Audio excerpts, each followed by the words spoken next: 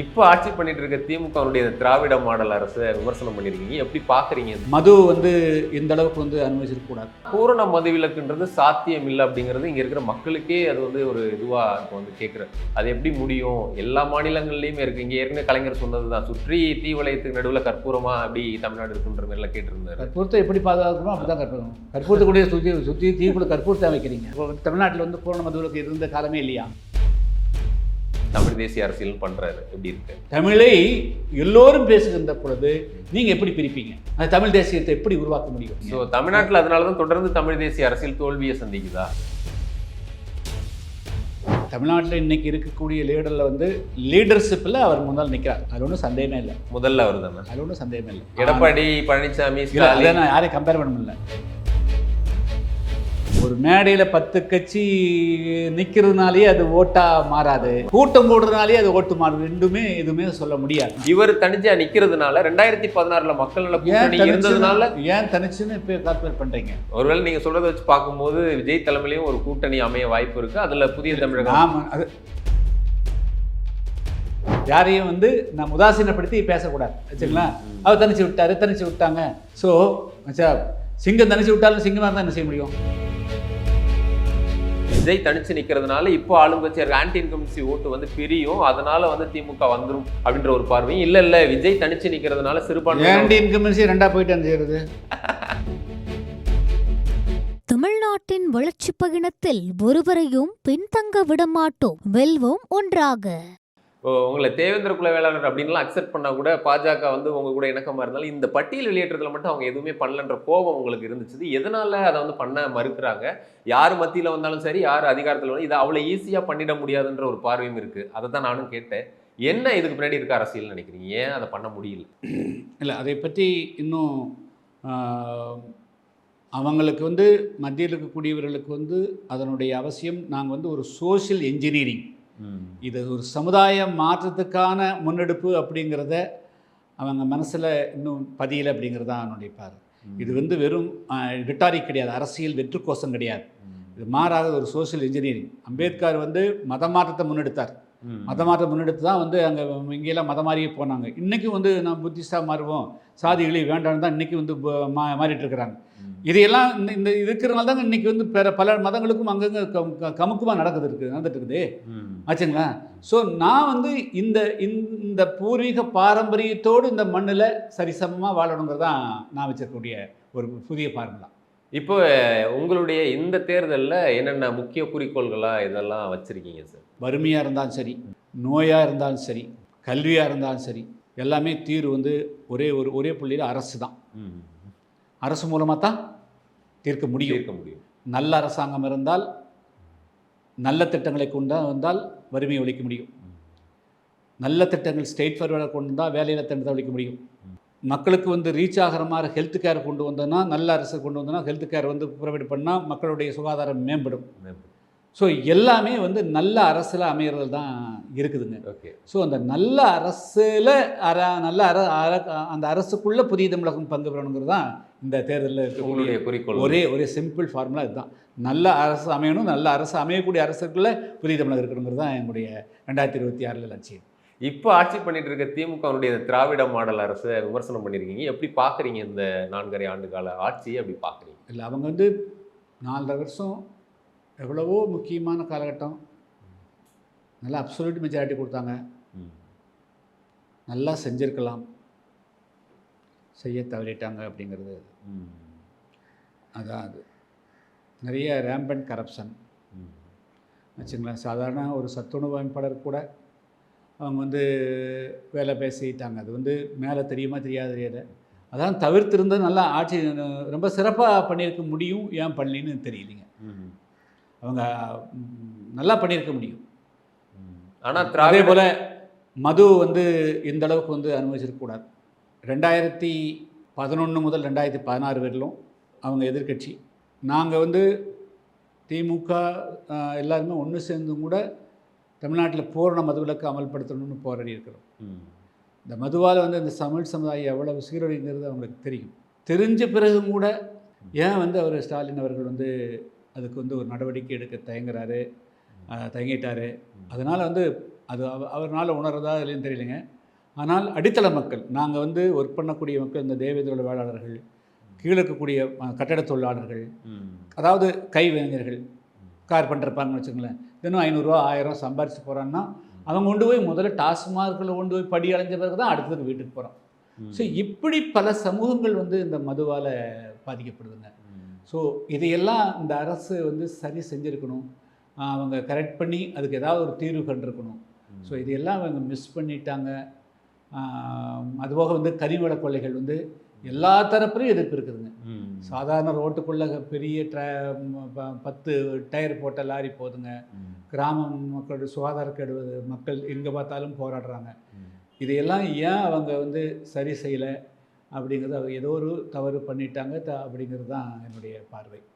நல்ல சந்தர்ப்பங்கள் எல்லாம் மிஸ் பண்ணிட்டாங்களோ அப்படின்னு. ஆனால் பூரண மதுவிலக்குன்றது சாத்தியம் இல்லை அப்படிங்கிறது இங்கே இருக்கிற மக்களுக்கே அது வந்து ஒரு இதுவாக இப்போ வந்து கேட்குற, அது எப்படி முடியும்? எல்லா மாநிலங்கள்லையுமே இருக்குது. இங்கே ஏற்கனவே கலைஞர் சொன்னது தான், சுற்றி தீ வளையத்துக்கு நடுவில் கற்பூரமாக அப்படி தமிழ்நாடு இருக்குன்ற மாதிரிலாம் கேட்டிருந்தாரு. கற்பூரத்தை எப்படி பாதுகாக்கணும் அப்படி தான் கற்பூரம். கற்பூரத்தை சுற்றி தீக்குள்ள கற்பூரத்தை வைக்கிறீங்க. பாண்டிச்சேரியில் இருக்கும் போது கேரளா கற்பூரமாக வைக்காதீங்க, கல்லை வைங்க, வைரக்கல்லை வைங்க.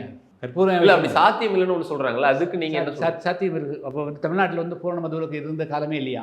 இருந்திருக்கு ஆச்சுங்களா? அப்பவும் கள்ளச்சாராயம் இங்கிருந்து மதுக்கடை இல்லைன்னா தினம் பாண்டிச்சேரி குடிக்கிறதுக்கு எத்தனை பேர் போவாங்க? ஆந்திரா நோக்கி எத்தனை பேர் போவாங்க? கேரளாவில் வேணா பார்டரில் அந்த ஊரில் இருக்கக்கூடிய கோயம்புத்தூரில் இருக்கிற அந்த பார்டர் கூடிய வேணா அங்கே போய் குடிச்சு போட்டு கல் குடிச்சிட்டு வருவான். எல்லாரும் வேலை கடிச்சு போக மாட்டாங்கல்ல. இங்கே அப்படி இல்லை. டாஸ்மாக் நீ வீட்டுக்கே கொண்டு வந்து தான் கேள்வி. டாஸ்மாக் கடைகளை நீங்கள் ஒரு 10 கிலோமீட்டருக்கு அந்த பக்கம் இருந்ததுன்னா அவன் போயிட்டு வர்றதுக்கு லேட் ஆகும். காலையில் வீட்டுக்கு வர்ற வழியில் நீங்கள் கடைக்கு திறந்து வச்சுருந்தீங்கன்னா இது அவசியமா? வீட்டுக்குள்ளே கொண்டு வச்சுட்டீங்க டாஸ்மாக் கடையை. இல்லை எதிர்கட்சியாக இருக்கும்போது போராடுற திமுக ஆட்சிக்கு வந்த பிறகும் இதுதான். அதாவது அன்னைக்கு வந்து நீங்கள் பேசுனீங்க, மேடை பேசுனீங்களே, இதே எல்லாருமே பேசுனாங்க. கொரோனா காலகட்டத்திலும் கூட வந்து மது விலக்கை அமல்படுத்துன்னு சொன்னீங்க. இதெல்லாம் வந்து நாங்கள் கிராமத்து மக்கள் மத்தியில் ஒர்க் பண்ணுறோங்க. கண்ணு முன்னால் ஒரு சமுதாயம் அழிஞ்சிட்டு இருக்கிறத பார்த்த பிறகு கூட நாம் எப்படியோ போட்டோம் அப்படின்னு பார்க்க முடியல. அதுக்கு வந்து மது விலக்கெல்லாம் இந்த அரசு அமல்படுத்தி இருக்கணும். அதெல்லாம் மிஸ் பண்ணிக்கிறாங்க அப்படிங்கிற. இன்னொரு பக்கம் நீங்கள் மதுவிலக்கு வேணும்னு சொல்கிறீங்க, இன்னொரு பக்கம் சீமான்லாம் பார்த்தீங்கன்னா கல்லுக்காக போராட்டம் பண்ணுறாங்க. கல்லை மட்டும் விற்க மாட்டுறாங்க. அவருடைய அரசியல் பார்த்தோம்னா எனக்கு கேரளாவில் கல்லு கடையும் இருக்குது, மதுபான கடையும் இருக்குது. ஆனால் இங்கே வந்து ஒன்லி டாஸ்மாக் தான் இருக்குது. பனைமரக்கல்லோ தென்னை மரக்கல்லோலாம் இருக்கக்கூடாது அப்படிங்கிறது, விவசாயிகள் பாதிக்கப்படுறாங்கன்ற ஒரு போராட்டத்தை எல்லாம் கல்லிறக்கிற போராட்டம்லாம் பண்ணார். இந்த போராட்டத்தை எப்படி பார்க்குறீங்க, இந்த அரசியல் எப்படி? அதாவது இப்போ வந்து டாக்டர்ஸ் பிரிஸ்கிரிப்ஷன் பண்ணுற போது இந்த மருந்து வந்து குழந்தைகளுக்கு பக்கத்தில் போயிடக்கூடாதுன்னு வைப்போம். எதுக்கு அப்படின்னா குழந்தைகள் தவறாக பயன்படுத்துகிற போது அது பாய்சனாக மாறிடும். அதே போல் கேரளாவுடைய விழிப்புணர்வுக்கும் தமிழ்நாட்டுடைய விழிப்புணர்வுக்கும் நிறைய வித்தியாசம் இருக்குது. ஆச்சுங்களா? கள்ளுக்கடைகள் அங்கே திறந்துருக்கலாம். அங்கே இருக்கிற சட்ட விதிமுறைகள் வேறு. அங்கே கலப்படத்துக்கு வாய்ப்பே கிடையாது. ஒன்றே போடுவாங்க கலப்படம் பண்ணால். ஆனால் இங்கே அப்படி இல்லை. புறப்படுற போது கள்ளுக்கடையாக தான் வரும், இந்த கலப்படக்கல்லாக தான் வரும் கல். அங்கே சட்டத்தை அமலாக்குறதுக்கும் இங்கே சட்டத்தை அமலாக்குறதுக்கும் நிறைய வித்தியாசம் இருக்குதுங்க. ஸோ இங்கே சட்டம் அமலாக ஆச்சுங்களா? அதை விட 90 வருடங்களாக 2000 வருடங்களாக கல் வந்து போதை பொருள் தான், மது தான். கல்லுண்ணாமை, மது உண்ணாமைன்னு கூட திருக்குறள் கல்லுண்ணாமை தான் இருக்குது. ஸோ கல்லை வந்து ஒரு போதை வந்து உணவு என்று தவறாக வந்து சொல்கிறாங்க. அதாவது மத்திய அரசனுடைய அந்த உணவு பட்டியலில் கல்லுன்னா அது கல் வந்து அருந்தக்கூடியது, அருந்தே கூடாதல்ல. ஆனால் அருந்தினால் என்ன பாதிப்புன்னு இருக்குல்ல, அதுலேயும் இருக்குல்ல. ஸோ அதை வந்து அவர் உணராமல் பேசுகிறாரு. அது விவசாயிகள் எடுத்து சொல்லணுங்க. தென்னை மரத்தில் கல் மட்டும்தான் இருக்கணும். இளநீர் இருக்கலாம், பதநீர் இருக்கலாம், நீராக இருக்கலாம், இது மாதிரி எல்லாம் இருக்குது ஆச்சுங்களா? எத்தனையோ விதமான வாய்ப்புகள் இருக்கிற போது ஏன் வந்து இதை போய் கை வைக்கணும் ஆச்சுங்களா? நாங்கள் வந்து விவசாயிகளுக்கு பாதிப்பு உண்டாக்கணுங்கிற நோக்கத்தை நான் சொல்லலை. அது அவன் விவசாயிக்கு வந்து கூட வந்து தொழிலாளி இருக்காங்கல்ல, அவன் குடும்பம் கேடுகட்டு போயிடக்கூடாதுங்கிற பார்வையில் பார்க்குறேன். நீ எப்படி வந்து இது மூலமாக லாபம் வருதுன்னு நினைக்கிறியோ அதே போல் வந்து இன்னொருத்தர் நட்டமாகக்கூடாது, அவனுடைய குடும்பம் கெட்டு போகக்கூடாதுங்கிற இதெல்லாம் சொல்கிறேன் ஆச்சுங்களா? அதனால் விவசாயிகளுக்கு வந்து பல வழிகள் இருக்குது. அவங்க தென்னை வந்து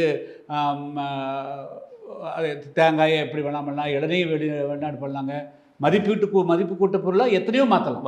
அப்படி இருக்கிற போது கல் என்று ஒரு புள்ளியில் நிற்காதீர்கள். அது கல் வந்து இந்த சமக்கு அதுவும் உழைக்கக்கூடிய சமுதாயங்களை எளிதாக மயக்கி போட்டுருவோம். அது பாதிப்பு உண்டாக்குறதுக்காக அது பொதுவாக இதை தாண்டி சீமானுடைய அரசியல் எப்படி தொடர்ச்சியாக தனிச்சே நிற்கிறாரு. போன முறை 8.2% வாங்கி அங்கீகாரம் பெற்ற கூட அவர் இன்னும் தனிச்சே நின்று ஒரு மாற்றத்தை கொண்டு வரலாம் பேசிட்டு இருக்காரு. அது சாத்தியமா? இன்னும் சில விமர்சனங்கள் அவர் மேலேயும் இருக்கு. ஆடு மாடு மேய்க்கிறது வந்து அரசு வேலையாக்குறது, இந்த மாதிரி குலத்தொழில திருப்பி கொண்டு வராருன்னு சில விமர்சனங்களையும் பார்க்குறோம். அவருடைய அரசியல் எப்படி பார்க்குறீங்க? தமிழ் தேசிய அரசியல் பண்ணுறாரு எப்படி இருக்கு? இல்லை, அதாவது தமிழ் தேசியங்கிற வார்த்தைக்கு வந்து பலதெல்லாம் வந்து இது யூரோப்பியன் மாடலுங்க. அது வந்து தமிழ்நாட்டில் இந்தியாவில் அதை கொண்டு வர முடியாதுங்க. ஒரு தேசிய இனம் அப்படிங்கிறதுக்கு பல்வேறு விதமான கூறுகள் இருக்குது. ஒன்று அந்த ஜெனட்டிக்காக ஜேன், இப்போ பிளாக் பீப்புள்னால் கலப்படம் இல்லாத பிளாக், தட் இஸ் நீக்ராய்ட், கருப்பினம். ஜப்பானீஸ் எடுத்துக்கிறீங்க, சைனீஸ் எடுத்துக்கிறீங்க, தே ஆர் எல்லோ ஆச்சுங்களா.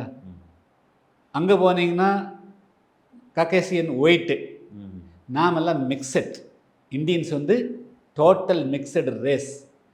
இங்கே வந்து நீங்கள் வந்து ஜெனட்டிக்கான இன தேசியம் பேச முடியாது. நாங்கள் வந்து இந்த பியூர் ரேஸ்ன்னு பேச முடியாது. ஜெர்மனி ஹிட்லர் பேசின இதை தான் பேச முடியாது. இங்கே தமிழ் என்று பேசுறதுக்கு நீங்கள் தமிழ் தேசியம் சொன்னால் தமிழ்நாட்டில் தமிழ் ஒற்றை மொழி பேசக்கூடிய தவிர பாக்கி எல்லாத்தையும் இந்த தமிழ்நாட்டை விட்டு வெளியேற்றணும். அவங்களுடைய ப்ராப்பர்ட்டி எல்லாம் எடுக்கணும். அப்படி ஒரு தேசியத்தை வரனால் முன்மொழிய முடியுமா? வேறு மொழி பேசக்கூடாது யாருமே இங்கே தமிழ்நாட்டில் இல்லாத ஒரு தமிழ்நாட்டை உருவாக்க முடியுமா? அதனால் வந்து அதெல்லாம் வந்து நீங்கள் வந்து இன்றைக்கி வந்து தமிழ்நாட்டில் இருக்கக்கூடிய அனைத்து மக்களுக்கான சுபிட்சமான வாழ்க்கையை உண்டாக்குறத தான் பார்க்கணும். தமிழ்நாட்டில் தமிழ்நாடுன்னு ஒரு மண்ணு கொடுத்துட்டாங்க. இதுக்குள்ளே இருக்கக்கூடிய மக்கள் அனைவருக்குமான சுபிட்சமான வாழ்க்கை திறக்கணும் தவிர மீண்டும் இந்த சமுதாயத்தை வந்து தமிழ் பேசக்கூடியவங்க, தெலுங்கு பேசக்கூடியவங்க, கன்னடம் பேசக்கூடியவங்க, சௌராஷ்டிரா பேசக்கூடியவங்க அப்படின்னு சொல்லிட்டு பேச முடியாது ஆச்சுங்களா. ஸோ அதெல்லாம் வந்து பேச முடியாது. ஸோ அந்த அப்படி சொல்லக்கூடிய தமிழ், அதாவது வந்து ஒரு காலத்தில் இருந்துக்கலாம். அதாவது வந்து யூரோப்பியன் கண்ட்ரீஸில் பியூர் மொழி பேசக்கூடிய ஒரே இனமாக இருந்திருக்கலாம். இங்கே தமிழ்நாட்டில் அப்படி தமிழை எல்லோரும் பேசுகிறார்களே, நீங்கள் எப்படி பிரிப்பீங்க? அது ரொம்ப கடினமான ஒன்று தான். தமிழை எல்லோரும் பேசுகின்ற பொழுது நீங்கள் எப்படி பிரிப்பீங்க? அது தமிழ் தேசியத்தை எப்படி உருவாக்க முடியும்? தெலுங்கு பீப்புள் 400 வருஷம் முறை வந்து தமிழ் நம்மளை விட அழகாக பேசுகிறாங்க. நார்த் இந்தியா இப்போ பீகாரிஸ் வந்து அழகாக உங்களை விட பேசுகிறாங்க. சைனீஸ் பொண்ணு வந்து உட்காந்துட்டு அழகாக தமிழில் வந்து இது பாடுறா, கந்தபுராணம் பாடுறா ஆச்சுங்களா. நீங்கள் எப்படி பேசுவீங்க? நீங்கள் நீ இல்லை நீ தமிழ்னு பேசுவீங்களா? எதை எடுத்து நம்ம ஆளுகள் பண்ணுறது? ஸோ அதனால் வந்து இப்போ அதெல்லாம் ஒர்க் அவுட் ஆகும்னு தெரியலீங்க. ஸோ தமிழ்நாட்டில் அதனால தான் தொடர்ந்து தமிழ் தேசிய அரசியல் தோல்வியை சந்திக்குதா? ஆமாங்க, ப்ராக்டிக்கலாக வந்து இதுதான் ரீசனுங்க ஆச்சுங்களா. நம்மளால் வரையறை இது வந்து நாங்கள் நடுமார்கட்டியெல்லாம் பேசுகிறோம். நீங்கள் சொல்கிறீங்களே, என்ன வரையறை வச்சு தமிழ் தேசியம் சொல்கிறது? தமிழ் இன வாரியை பண்ணுறதுக்கு உண்டான வேணும் கேட்டகரி. இவங்க தான் தமிழ்னு சொல்லணும் ஆச்சுங்களா. ஸோ அதுக்கு உண்டான நீங்கள் வரையறை பண்ணுங்கள். இப்போது நடிகர் விஜய் அவர்கள் தமிழக வெற்றி கழகம் ஆரம்பித்து இந்த தேர்தலை சந்திக்க போகிறார். அவருடைய அரசியல் என்ன மாதிரியான தாக்கத்தை உண்டு பண்ணணும்னு நினைக்கிறீங்க இந்த தேர்தலை பொறுத்த வரைக்கும்? தமிழ்நாட்டில் இன்றைக்கி இருக்கக்கூடிய லீடரில் வந்து லீடர்ஷிப்பில் அவர் முன்னால் நிற்கிறார். அதில் ஒன்றும் சந்தேகமே இல்லை. லீடர் அப்படிங்கிற கேண்டிடேட்டில் நிற்கிறார். முதல்ல அவர் தானே, அதில் ஒன்றும் சந்தேகமே இல்லை. எடப்பாடி பழனிசாமி அதை நான் யாரையும் கம்பேர் பண்ண முடியல, நான் யாரையும் ஒப்பிட்டெல்லாம் பேசவில்லை. லீடர் அப்படின்னு பார்த்தால் பட் ஆர்கனைசேஷன் அப்படிங்கிற போது பல கேள்விகள் வருது. What is the strength of their organisation, அவங்களுடைய அமைப்பினுடைய ஸ்ட்ரென்த் என்ன அப்படிங்கிறது பல கேள்விகள் இருக்குதுங்க. ஓகே, தேர் எக்ஸ்பீரியன்ஸ், அவங்க கடந்த கால அனுபவங்கள், இதெல்லாமே பல விஷயங்கள் இருக்குது. இண்டிவிஜுவலாக அவரை முன்னெடுத்ததுக்கு அது இருக்கும். ஆனால் அமைப்பு என்னவா இருக்குதுங்கிறது யாருக்குமே தெரியல. இதுதான் இவ்வளோதான் விஷயம். ஆனால் பெரும்பாலும் நீங்கள் சொல்ல ஒரு அவருடைய தலைவராக பார்க்குறாங்க. நிறைய அவரை பார்த்தா கூட்டம் கூடுது. அவங்க கட்சியிலே பேசுகிற மாதிரி அவர் வந்து பேசுனா மில்லியன் கணக்கில் வியூஸ் போகுது.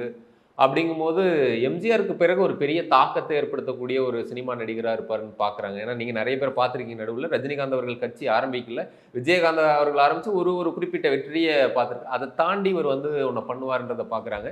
இல்லைன்னா இந்த தேர்தலில் அவர் ஒரு டிசைடிங் ஃபேக்டராக அவர் தான் இருப்பார், வெற்றி தோல்வியை அவர் தான் தீர்மானிக்க போகிறாருன்ற ஒரு பார்வையும் இருக்குது. எப்படி அவருடைய ரோல் என்ன பண்ண போகுதுன்றது ஏதாவது உங்களால் ப்ரெடிக்ட் பண்ண முடியுதா? இல்லை, அவங்ககிட்ட என்ன ஸ்ட்ராட்டஜின்னு தெரியலைங்க. அவர் வந்தால் கூட்டம் கூடுதுங்கிறதெல்லாம் இருக்குதுங்க. பட் கூட்டம் கூடினாலும் அது வந்து ஓட்டா மாறுமா, ஓட்டா மாறுங்கிறது கூட சொல்லவில்லை.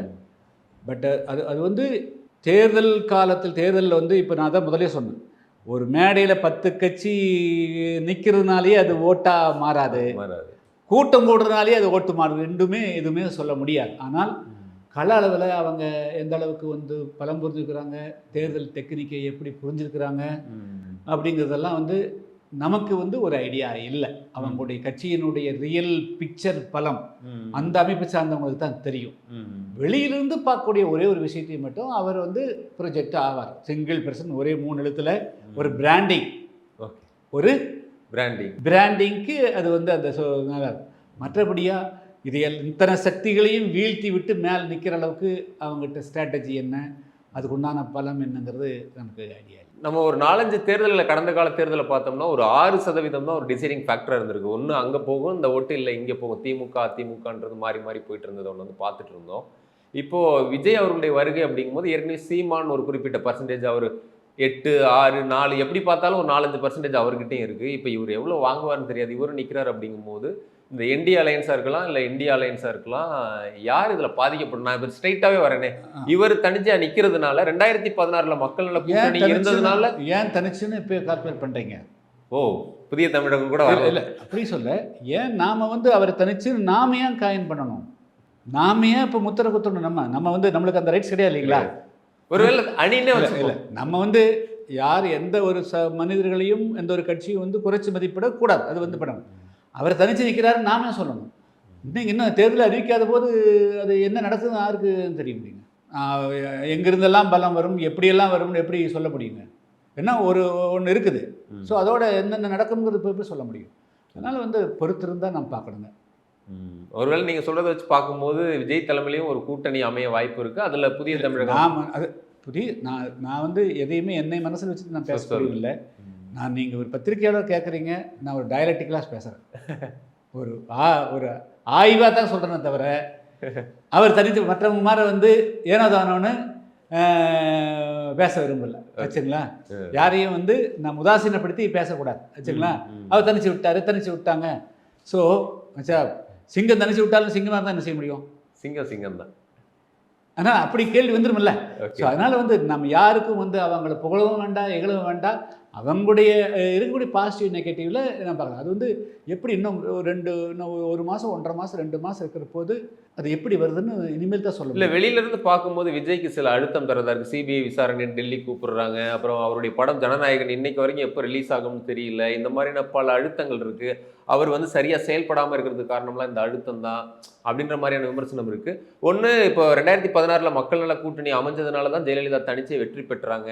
அது போல் விஜய் தனிச்சு நிற்கிறதுனால இப்போ ஆளுங்கட்சியாக ஆன்டி இன்கம்பன்சி ஓட்டு வந்து பிரியும், அதனால வந்து திமுக வந்துடும் அப்படின்ற ஒரு பார்வையும் இல்லை விஜய் தனிச்சு நிற்கிறதுனால சிறுபான்மை ஆன்டி இன்கம்பன்சி ரெண்டா போயிட்டு செய்யறது எப்படி இருக்கும்? அதுதான் இது ஏதோ. ஸோ அதனால் நம்ம அப்படியெல்லாம் ஒன்றும் கணக்குப்பட வேண்டாம். வச்சுங்களா? நம்ம அனுமானங்கள் எல்லாம் செய்ய வேண்டாம். அதாவது ஒரு கூட்டணி அமையும்னா அந்த கூட்டணி கூடிய கான்ஸ்டியூன்ஸ் ஆச்சுங்களா, அந்த கான்ஸ்டியூன்ஸ் அதில் அது அந்த கட்சி, இந்த கூட்டணியில் இந்த கட்சியெல்லாம் வலுவாக இருக்குது. யார் வந்தாலும் இந்த ஓட்டை எடுக்க முடியாது அப்படிங்கிற கூட்டணி தான் தீர்மானிக்கும். அதுதான் ஆச்சுங்களா. ஸோ அதனால் வந்து நாம் இவங்களுக்கு பாதிப்பு வரும் என்றோ வராது என்றோ இப்போ சொல்ல முடியாது. அந்த தேர்தல் வந்து மிகவும் குருஷியலான தேர்தல். தமிழ்நாட்டில் யாரும் வந்து டேக் இட் இஸ் கிராண்டட் ஆச்சுங்களா, அப்படி கிடையாது. இவங்களை விட்டுறலாம், இவங்களை ஒதுக்கலாம் அப்படின்னுலாம் சொல்ல முடியாது. அதுபோல் வந்து நீங்கள் கேட்ட கேள்வி வந்து அவருக்கு வந்து அவருடைய, நான் வந்து திரைப்படங்களெல்லாம் நான் வந்து ஏற்றுக்கிறவங்க கிடையாதுங்க ஆச்சுங்களா. நான் அதுபோல் சொல்லிடுறேன் சார். நான் வந்து அதனால் வந்து அதை வச்செல்லாம் யாரும் செய்யக்கூடாதுங்கிறது. அதை வச்சு தனிப்பட்ட ஒருவருடைய வாழ்க்கையில் அதில் ஏதாவது வந்து தீங்கு இருக்குன்னா நீக்கணுங்கிறது வேறு. பட் அவங்களே முடக்கணுங்கிறது பண்ண வேண்டிய அப்படி அதுக்குள்ளே அரசு இருக்குதான் தெரியாது. அது போக வேண்டிய அவசியம் இல்லை. அது வந்து உண்மையிலே சட்ட ரீதியாக இருந்தால் அது வேறு, சட்டத்துக்கு புறம்பாக இருந்தால் அது வந்து ஏற்றுக்கொள்ள முடியாது. கண்டிப்பா சார். பல்வேறு கேள்விகளுக்கு பொறுமையா பதிலளிச்சீங்க. குமுதம் சார்பாக மிக்க நன்றி. தமிழ்நாட்டின் வளர்ச்சிப் பயணத்தில் ஒருவரையும் பின்தங்க விடமாட்டோம், வெல்வோம் ஒன்றாக.